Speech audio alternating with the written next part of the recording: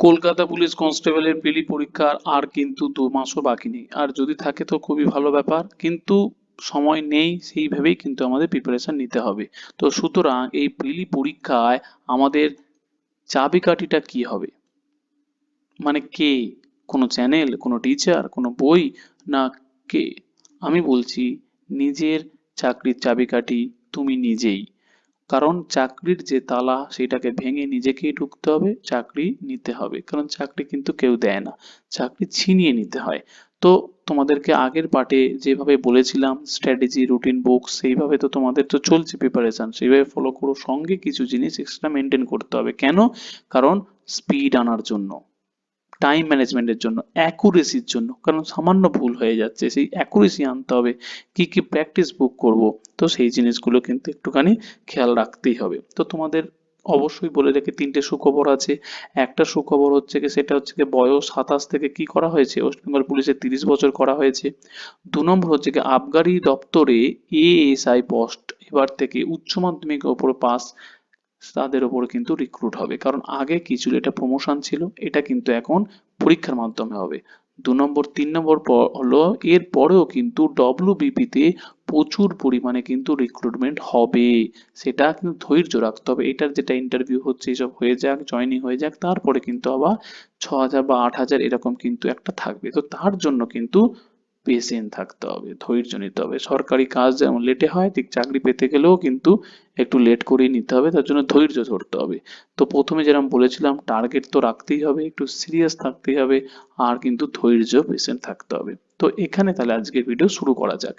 দেখো, প্রত্যেকটা ব্যক্তির পড়ার স্ট্র্যাটেজি স্টুডেন্টদের প্রত্যেকের কিন্তু আলাদা। মানে এখানে যেহেতু ইন্ডিভিজুয়ালি আমি ভিডিও বানাচ্ছি না প্রত্যেকের জন্য, সেই কারণে আমি এই যে স্ট্র্যাটেজিটাকে 3টে ক্যাটাগরিতে কিন্তু ভাগ করা যায়। কিরকম ক্যাটাগরি তুমি দেখো, যারা এই যে 2019-এ ডব্লিউবিপি তে যারা পাস করেছিল, ফাইনাল গেছিল কিন্তু সিলেকশন হতে পারেনি, বা এই যে এক্সাইজ কনস্টেবলেও যারা পাস করেছে কিন্তু সিলেকশন হয়নি, বা এবারেও যারা ইন্টারভিউ দিচ্ছে, তাদের প্রিপারেশন কিন্তু টপ লেভেলে আছে, তারাও কিন্তু কেপি পরীক্ষা দেবে। তাহলে এইটা হচ্ছে কি প্রথম ক্যাটাগরিতে রাখলাম। দ্বিতীয় ক্যাটাগরি কি, যারা 1 বছর বা 1.5 বছর ধরে প্রস্তুতি নিচ্ছে বা 6 মাস ধরে নিচ্ছে, তারা কিন্তু কিছু নাম্বারের জন্য পাস করতে পারছে না। মানে তাদের মোটামুটি সমস্ত নলেজ কিন্তু জানা, সিলেবাস কি, কোশ্চেন কি, অঙ্ক, রিজনিং সব শেখা আছে, তবুও তারা দেখা যাচ্ছে 40 কাট অফ, তারা 35-36 পেয়ে আটকে যাচ্ছে। তো তাদের একটা কি হচ্ছে, এটা মিডিয়াম ক্যাটাগরি বলা যেতে পারে। আর একটা ক্যাটাগরি, সেটা হচ্ছে কি যারা একদম নতুন, মানে কোনো পরীক্ষা হয়তো দেয়নি বা জাস্ট নামে একটা দুটো দিয়েছে, কিন্তু প্রিপারেশন যারা এখন কলকাতা পুলিশের জন্য প্রথম থেকে প্রিপারেশন নিচ্ছে একদম। তাহলে এই হচ্ছে কি কি আছে 3টে ক্যাটাগরি। তাহলে 3টে ক্যাটাগরিতে কিরকম হবে, তাদের প্রস্তুতি কিরকম হতে হবে, তো সেটা এক এক করে আমরা বলবো, তাহলে ব্যাপারটা বোঝো। ফার্স্ট ক্যাটাগরি কি হলো, তারা দেখুন, দেখো ওরা চাকরি পাচ্ছে না, জাস্ট 2-1 নম্বরের জন্য, 0.5-এর জন্য তাদের নাম্বার কেটে যাচ্ছে, তাদের কিছু ভুল আছে, সেই ভুলগুলো সংশোধন করতে হবে। কিরকম ভুল আমি বলে দিচ্ছি, কিরকম হাতছাড়া হয়ে যাচ্ছে। দেখো, এইটুকুনি কনফার্ম তোমাকে জানতে হবে, 1 নাম্বার যেমন চাকরি যেমন মানে তোমাকে খেয়ে নিতে পারে, ঠিক একটা নাম্বার কিন্তু তোমার চাকরি এনেও দিতে পারে। একটা নাম্বার তো আমি পরে বললাম, পয়েন্ট মানে 0.25 পর্যন্ত তোমাকে চাকরি এনেও দিতে পারে, চাকরি খেয়েও দিতে পারে। তো সেই কারণে কিন্তু একটু খেয়াল রাখতে হবে। তারা যে বোকা বোকা ভুলটা করে, কিরকম বোকা, যাকে বলে সিলি মিস্টেক, সেই সিলি মিস্টেক গুলো একটুখানি আমরা একটু দেখে নিই।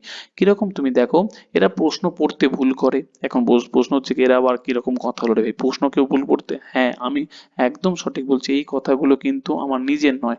আমার যারা ছাত্ররা যারা বা ছাত্রীরা পরীক্ষা দিয়ে আসে, দিয়ে আসার পরে তারা যে ভুলগুলো করে, তারা কি করছে, ধরো একটা কোশ্চেন দিল কোনটি খারিফ শস্য নয়, এই নয়টা তারা পরীক্ষায় আর পড়লো না, মানে এত তাড়াহুড়োর মাঝখানে তারা নয়টা বাদ দিয়ে দিল, খারিফ শস্য যেটা অপশন পেলো টিক দিতে চলে আসলো।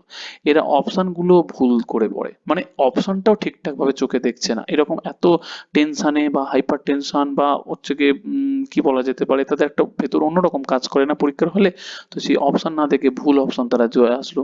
তারা চোখেও কম দেখে, এখন চোখেও কম দেখে ওই অর্থে না, মানে কি, মানে কোনো একটা অঙ্কের ডেটা দেখা যাচ্ছে 600 দেওয়া আছে, 60 দেওয়া আছে, সে হয়তো ভুল করে 600 পড়ে এসছে, সেইভাবে অঙ্ক ভুল আসছে, তো এরকম হয়ে যায়। আরো একটা কিছু ভালো মিস্টেক, এরা 2-3টে প্রশ্ন কি খুলো রিস্ক নিয়ে ফেলে। ধরো 50টা করেছে, 50টার মধ্যে তার হয়তো 45-46 পাবে, সে পাস করে যাবে, কিন্তু সে ভাবলো 2-3টে তো রিস্ক নেই, ও ঠিক হয়ে যাবে, প্লাস মাইনাস ঠিক হয়ে যাবে। দেখা গেলো এই 2-3টে ভুল করার জন্য মানে অ্যাটেন্ড করেছে কিন্তু দেখা গেল ভুল, আর এটার জন্যই তার কিন্তু পাসটা কিন্তু হলো না। তো সেই রকম কিন্তু একটুখানি খেয়াল রাখতে হবে যে শুধু অযথা করা কিন্তু যাবে না।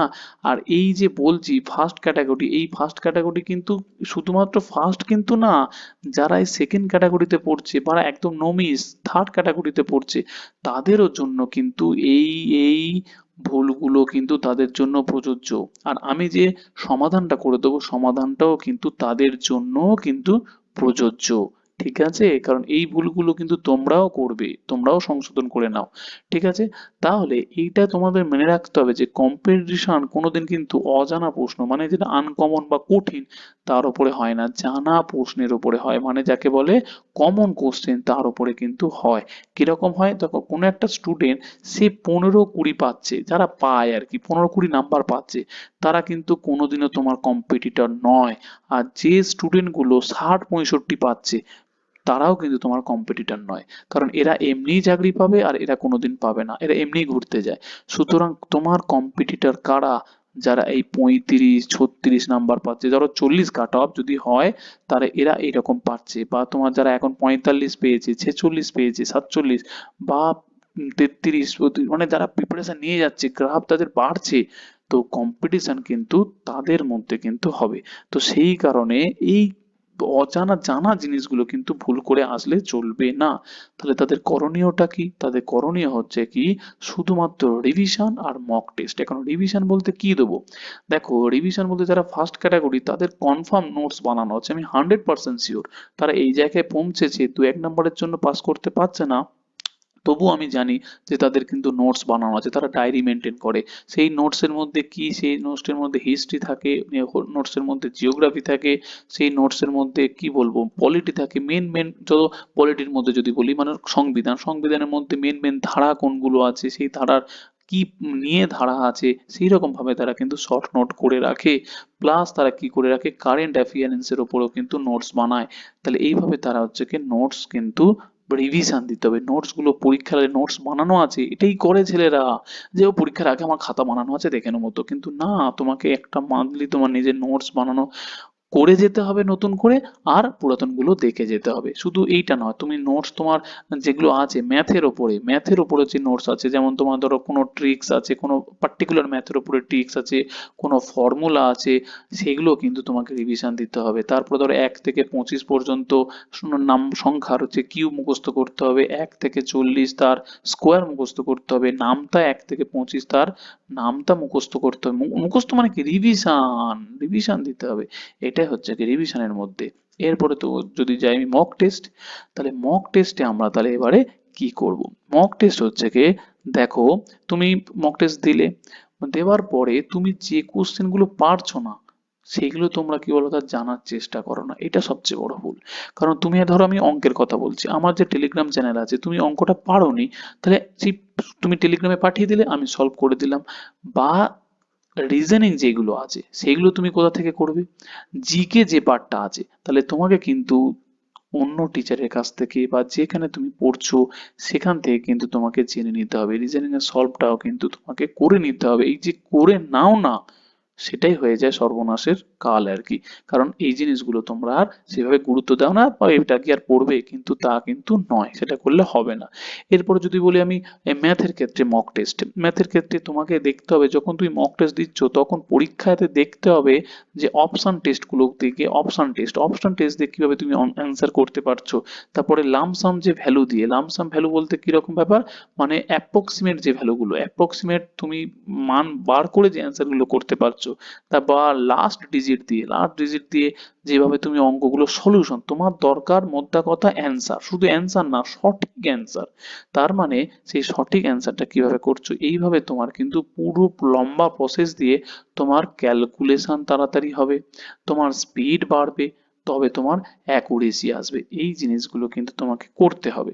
এটা কিন্তু সমস্ত যারা সেকেন্ড ক্যাটাগরি, থার্ড ক্যাটাগরি, মানে যারা নবী, থার্ড ক্যাটাগরি মানে ওইভাবে না, যারা নতুন আমি যেভাবে ভাগ করেছি আর কি, তাদের জন্য কিন্তু প্রযোজ্য। এবার ধরো সেকেন্ড ক্যাটাগরি, এরা কিন্তু মনে রাখতে হবে নোটস বানাতেই হবে, ডায়েরি মেনটেন করতেই হবে। তোমরা ফার্স্ট ক্যাটাগরি যা করছে সেটাও তোমাদের করতে হবে, সঙ্গে কিন্তু তোমাদেরকে এইটা করতেই হবে। কারণ তোমার যদি পরীক্ষার 10-12 দিন আগে তুমি গোটা বই দেখে যেতে পারবে না পরীক্ষার হলে, কেন বলো তো? তোমার ধরো এক্ষুনি ধরো ট্রাপিজিয়ামের সূত্র দিয়ে দিল, মানে হাফ ইন্টু এ প্লাস বি ইন্টু এইচ, ক্ষেত্রফলের সূত্র তুমি এক্ষুনি বলতে পারবে না, কারণ পরীক্ষাটা হঠাৎ করে চলে আসবে। তোমার ডায়েরি মেনটেন হলে তুমি জানো কি কি দেখে যেতে পারবে। তো সেই জিনিসগুলো কিন্তু একটুখানি খেয়াল রাখতে হবে, যাতে আমি কোনো সূত্র বলো, কোনো রকম ভাবে জিকে বলো, কিছু আমি ভুলতে না পারি। এগুলো কমন যেগুলো। আর যারা থার্ড ক্যাটাগরি, তারা শুরু করেছে, তাদের কিন্তু সময় দ্বিগুণ দিতে হবে। মানে 3-4 ঘন্টা তুমি তো ইউটিউব থেকে শিখছো, বা কোনো যে স্যারের কাছে অফলাইনে পড়ছো সেখান থেকে তো শিখছো, শেখার পরেও 3-4 ঘন্টা দিতে হবে শেখার জন্য, আর বাকি 6-7 ঘন্টা কিন্তু অবশ্যই তোমার ফার্স্ট বা সেকেন্ড ক্যাটাগরি যা যা করছে সেই জিনিসগুলো কিন্তু তোমাকে করে যেতেই হবে, তাছাড়া কিন্তু সম্ভব নয়। তো এখানে তোমাকে কিভাবে তাহলে করব, মানে সেই জায়গাতে আমরা পৌঁছাবো, তোমাকে যেতে হবে প্রথমে কি না, প্র্যাকটিস সেটে। কিভাবে প্র্যাকটিস সেট করবে দেখো, প্রত্যেকটা পরীক্ষার কিন্তু এক্সাম প্যাটার্ন কিন্তু আলাদা। যেমন তুমি স্টাফ সিলেকশনের প্র্যাকটিস সেট করার কোনো দরকার নেই, যারা ডব্লিউপি কনস্টেবল প্রিপারেশন নিচ্ছে কোনো দরকার নেই, কোনো কাজে আসবে না, অতটা দরকার নেই। কিন্তু তুমি কি করবে, প্রিভিয়াস ইয়ারের ডব্লিউপি কনস্টেবলের এসআই প্রিলি, এসআই এরও কিন্তু প্রিলিটা দিতে হবে। এক্সাইজ এ কনস্টেবল প্লাস এসআই এর প্রি, কেপির যে প্রিভিয়াস ইয়ার আছে কনস্টেবল প্লাস এসআই, আর ডব্লিউবিসিএস এর প্রিলিটা কিন্তু চেষ্টা করবে, কারণ প্রিলিতে প্রচুর জিকে থাকে। এই জিকেটাতে তোমার কারণ এখানে ওয়েস্ট বেঙ্গলের জিকে থাকে, ওয়েস্ট বেঙ্গলের নদ নদী থাকে, ওয়েস্ট বেঙ্গলের জিওগ্রাফি, তো সেইটা কিন্তু কি কাজে লাগবে, এই ওয়েস্ট বেঙ্গলের বা কলকাতা পুলিশের পরীক্ষায় কাজে লাগবে। তো এই জিনিসগুলো প্রিভিয়াস ইয়ার কিন্তু তোমাকে সলভ করতেই হবে। এছাড়া প্র্যাকটিস সেট কি দেখো, আরিহান্তের এই প্র্যাকটিস সেটটা কিনতে পারো, এখানে কিন্তু খুব ভালো আছে। তারপরে তোমরা কি করতে পারো, এখানে ক্র্যাকের যে কোনো বই নিতে পারো, সলিউশন করে দেওয়া থাকে, নিশ্চয়ই ভালো, অবশ্যই ভালো।